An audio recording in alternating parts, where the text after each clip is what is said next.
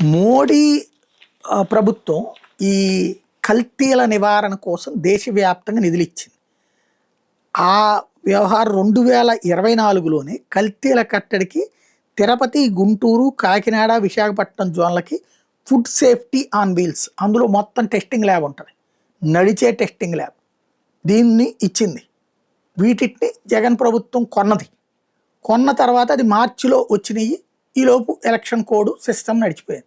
దాంతో అట్లాగే ఉండిపోయింది. ఎందుకంటే అటు సిబ్బందిని పెట్టాలి కదా, టెస్టింగ్ చేసేవాళ్ళు, తర్వాత వాళ్ళతో పాటు వచ్చేటటువంటిది వీళ్ళని కార్పొరేషన్లకి అటాచ్ చేయాలా, లేకపోతే విడిగా జిల్లా కల్తీ నిరోధక శాఖకి అటాచ్ చేయాలా, ఇట్లాంటివన్నీ తేల్చుకోలేదు. ఈలోపు ఎలక్షన్ అయిపోయింది, ఆగిపోయింది. వీళ్ళు 2 ఏళ్ళు అయింది ఈ ప్రభుత్వం వచ్చి, ఇంతవరకు అది అమలు చేయలేదు.